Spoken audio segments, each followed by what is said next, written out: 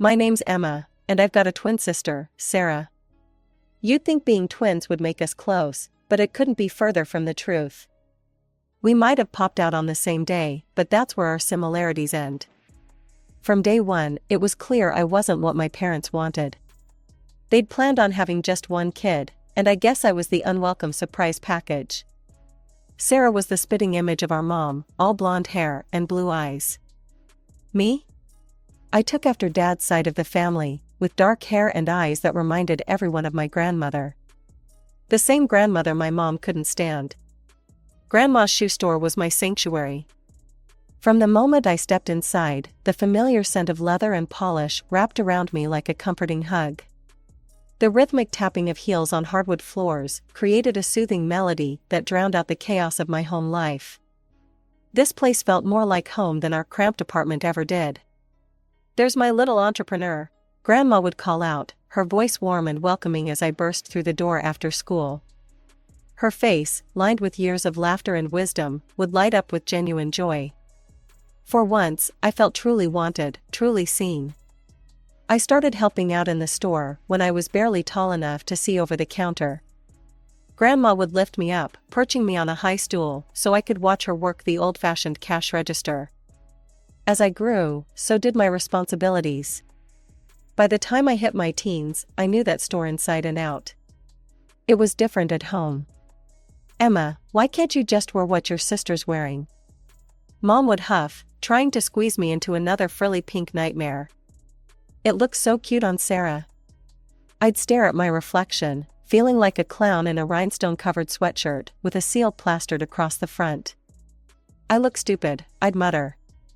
As we got older, the differences in how they treated us became even more obvious. Sarah was the princess who could do no wrong. Me?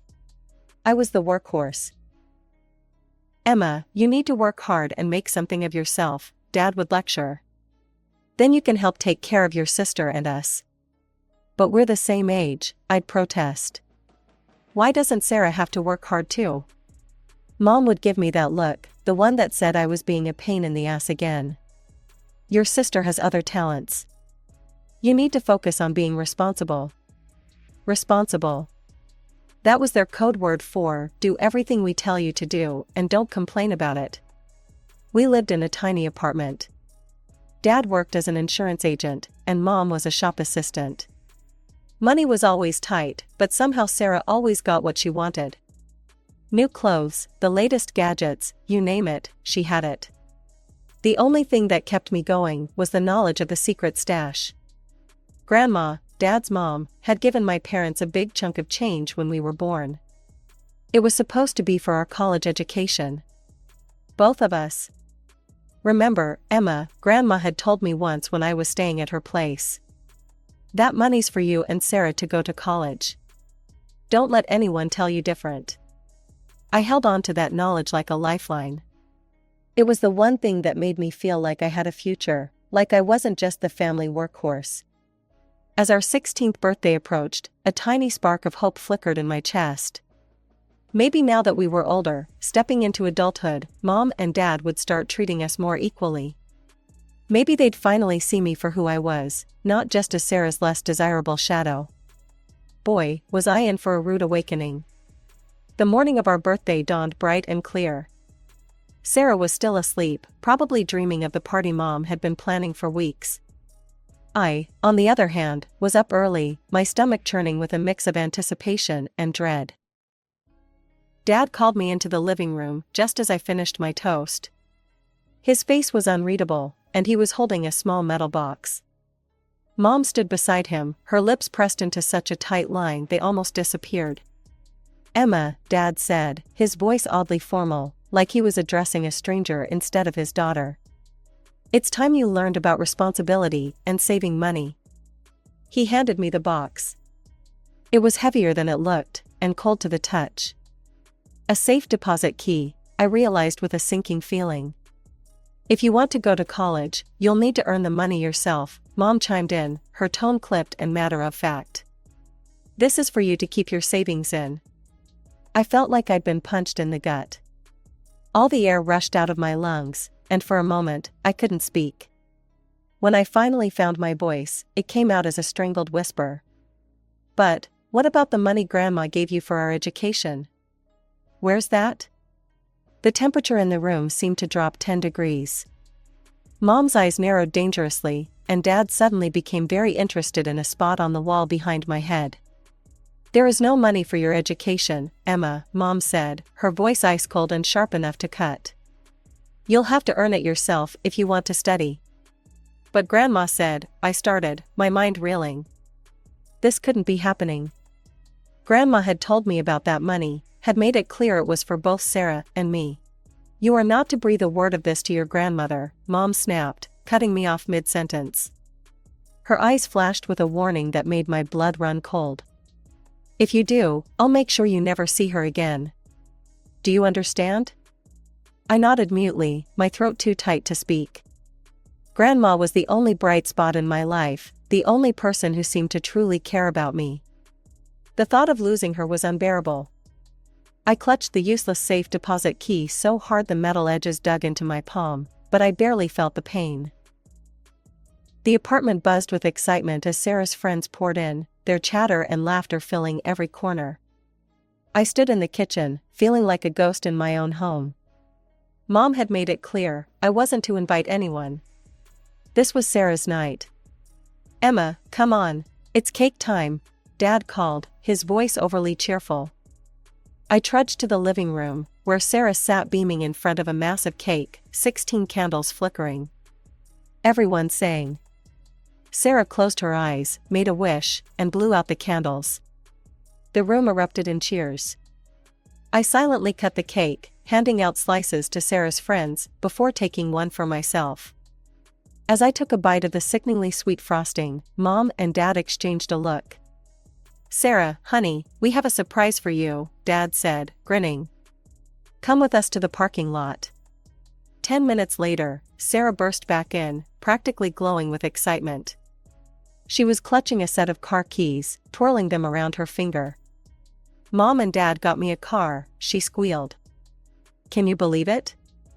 I have the best parents ever. She pranced over to where I sat, dangling the keys in front of my face. So, sis, what did you get me for our birthday? I stared at her, my mind blank with shock. A car. They'd bought her a car, while I got, what? An empty safe deposit box and a lifetime of debt. Well? Sarah pressed, her smile turning smug. What's my gift? Something inside me snapped. My absence, I spat, standing up so quickly, my chair toppled over. That's my gift to you, enjoy it. I stormed off to our shared bedroom, ignoring the shocked silence behind me. With shaking hands, I pulled out my suitcase and started throwing clothes into it. Emma, what are you doing? Mom's voice came from the doorway, more annoyed than concerned. I'm leaving, I said, not looking at her. I'm going to stay with Grandma. As I pushed past her, dragging my suitcase behind me, she grabbed my arm. Remember, she hissed, not a word to your grandmother about the car or the college money. Understood? I yanked my arm free and walked out, not bothering to say goodbye. No one tried to stop me. The bus ride to Grandma's seemed to take forever. By the time I got there, it was late evening. Grandma opened the door, her face a mix of surprise and concern. Emma, what are you doing here, sweetheart? I thought you were out celebrating with friends. Of course. Another lie from Mom. I just wanted to see you, I mumbled, suddenly exhausted. Can I stay here tonight? As I lay in bed that night, in the quiet comfort of Grandma's guest room, the events of the day washed over me. The safe deposit box, the car, the party, it all swirled in my mind like a toxic whirlpool. I wanted to tell Grandma everything, to let it all pour out. But Mom's threat echoed in my ears. I couldn't risk losing Grandma. She was all I had left. The next morning, I woke up with a plan forming in my mind. As Grandma bustled around the kitchen making breakfast, I took a deep breath and dove in. Grandma, I was wondering, could I maybe work at your store? Like, properly? I asked, trying to keep my voice casual. And maybe stay here for a while? It's just, things are so noisy at home with Sarah and all. Grandma turned to me, spatula in hand, her face softening. Oh, sweetheart, of course you can. I'd love to have you around more. Just like that, my life changed. I started working at the shoe store after school, learning more about the business side of things. Grandma was a patient teacher, showing me everything from inventory management to dealing with difficult customers. Every evening, we'd close up shop together and head home. Grandma would cook dinner, asking about my day, actually listening to my answers. For the first time in my life, I felt truly cared for, truly loved. Days turned into weeks, and weeks into months. I didn't go home, and honestly, I didn't want to. Mom and Dad never called, never checked in. It was like I'd disappeared from their lives, and they were fine with it. Grandma insisted on paying me a full salary, saying I'd earned it fair and square. I saved every penny I could, watching my bank account grow. But even with Grandma's generosity, college still felt like a distant dream. There was just never quite enough. Before I knew it, my 18th birthday rolled around. High school graduation followed soon after. I sat in the auditorium, watching as Sarah's name was called. Mom and Dad cheered loudly, beaming with pride.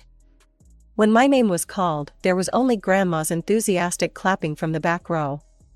After the ceremony, I watched as my parents fawned over Sarah, taking pictures and handing her gifts. They didn't even glance my way. It stung, but I was almost used to it by now. You did good, kiddo, Grandma said, hugging me tight. I'm so proud of you. On the drive home, I took a deep breath and made my announcement. Grandma, I think I'm not going to college this year. Grandma's brow furrowed in confusion. But why, sweetheart? I gave your parents money for both you and Sarah's tuition. There should be plenty for you to go. My heart raced as I scrambled for an explanation, Mom's threat echoing in my ears. I want to save up more money, I said, hoping my voice sounded steadier than I felt. I want to be able to rent an apartment near campus, you know? Pay for my own accommodation. I just want to be more independent. Grandma studied me for a moment, and I held my breath, praying she wouldn't see through my lie. Finally, she nodded. That's very mature of you, Emma. If that's what you want, I'll support you. So that's what I did. While Sarah packed up for college, showered with new clothes and dorm supplies, I threw myself into work. Every day at the store taught me something new, not just about shoes, but about life, business, and myself.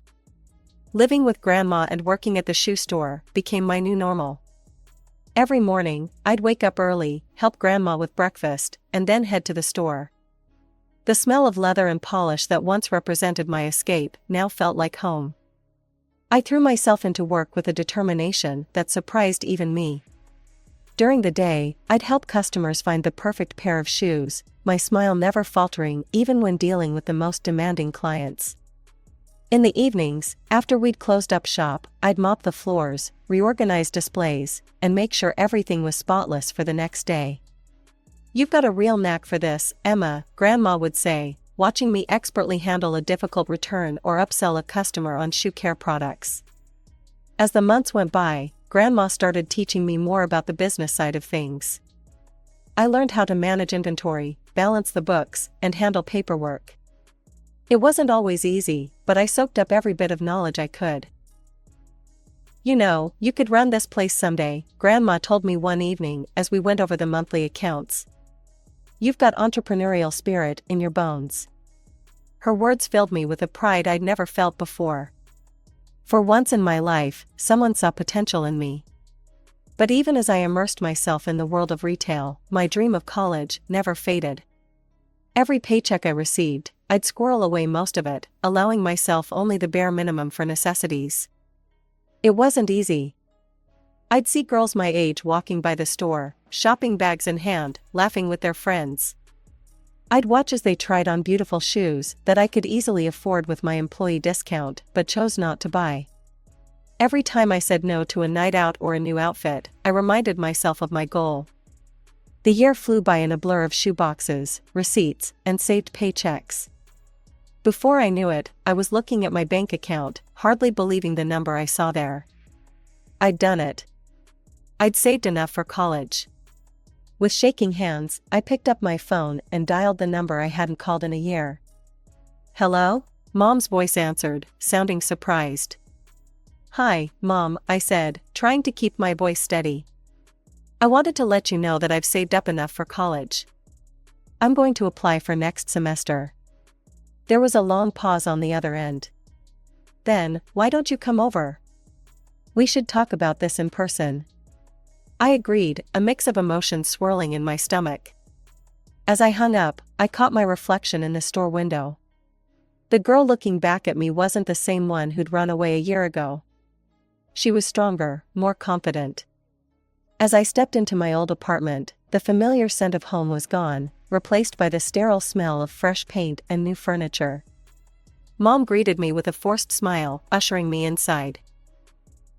"Emma, darling, come see what we've done with the place," she chirped, leading me through the living room.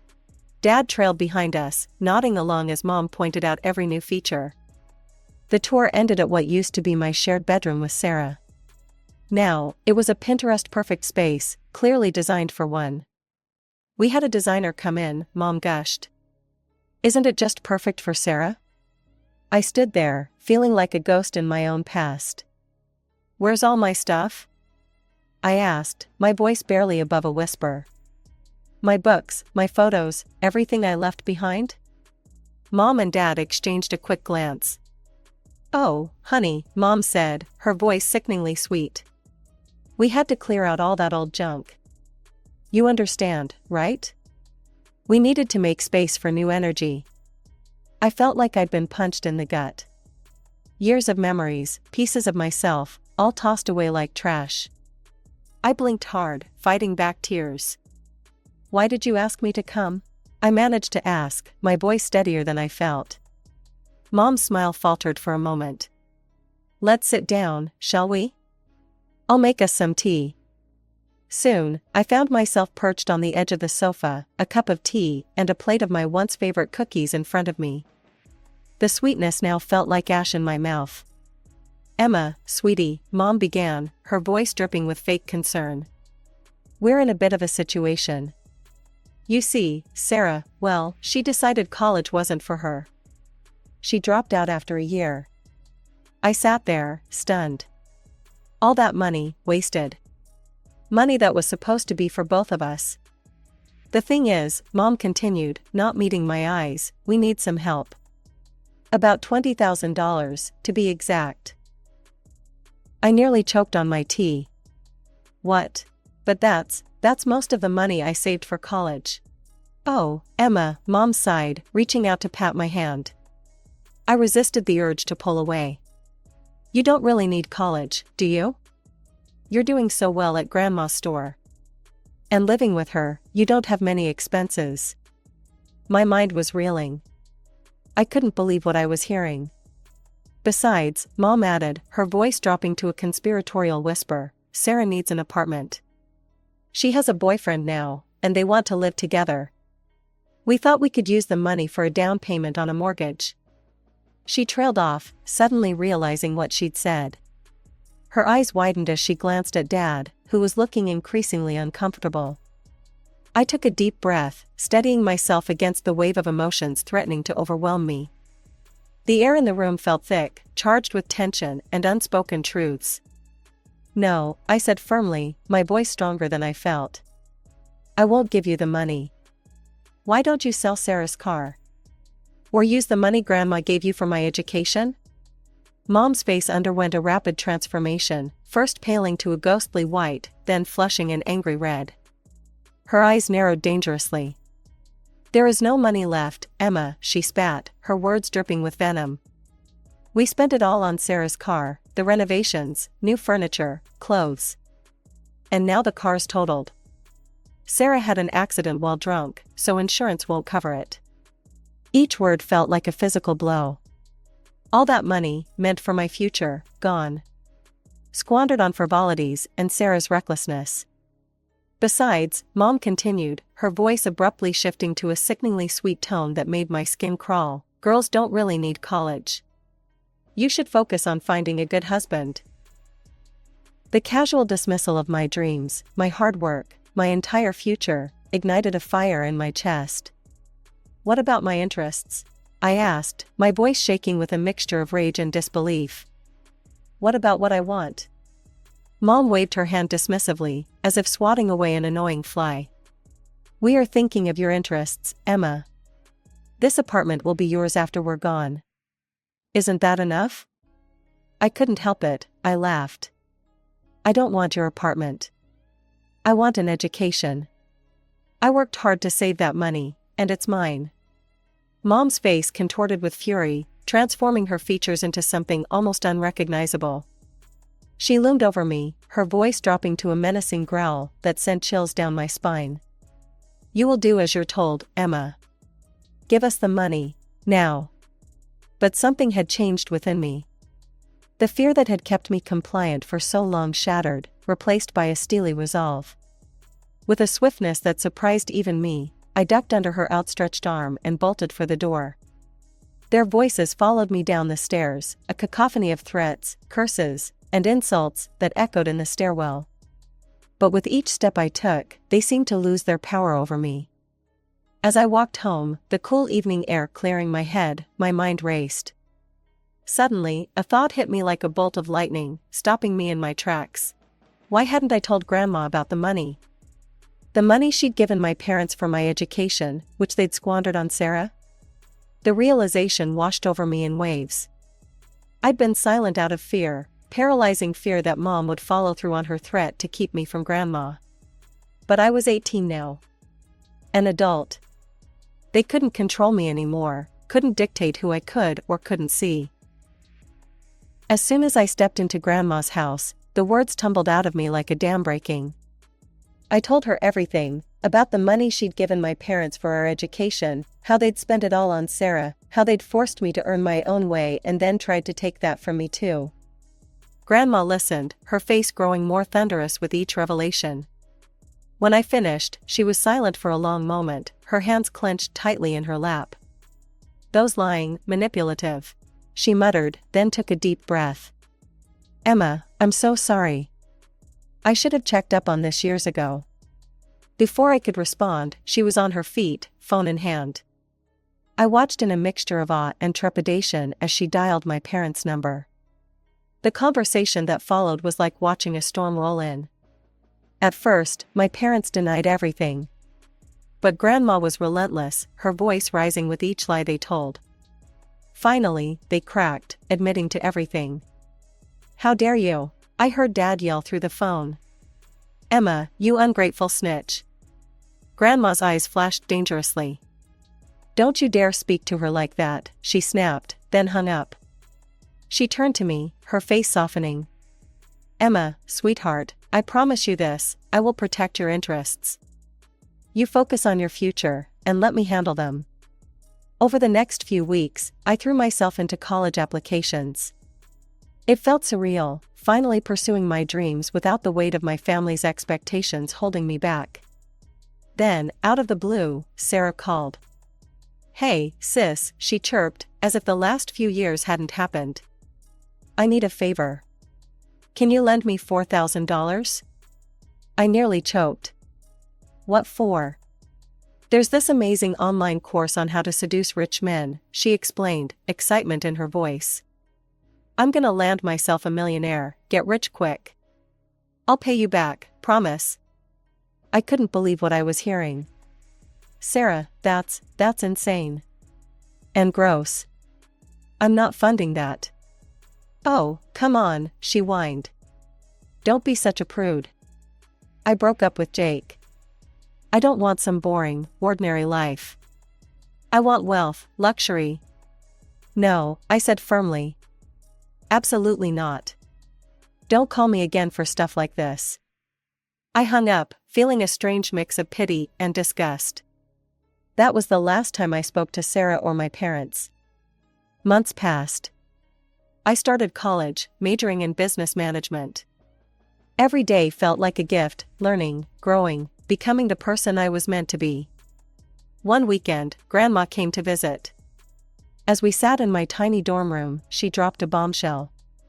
"Your parents had to sell the apartment," she said. "They're drowning in debt, loans they took out for Sarah's schemes. They showed up at my door, asking to move in." My breath caught. "What did you say?" A small, satisfied smile played on Grandma's lips. "I told them exactly where they could go. Reminded them of how they'd treated you, how they'd lied to me. They're not my problem anymore." I hugged her then, tears in my eyes. "Grandma, thank you. For everything. For believing in me, for standing up for me. I don't know where I'd be without you." As we sat there, I felt a sense of peace wash over me. The road hadn't been easy, and I knew there would be challenges ahead. But for the first time in my life, I was free. Free from manipulation, free from unfair expectations, free to be myself.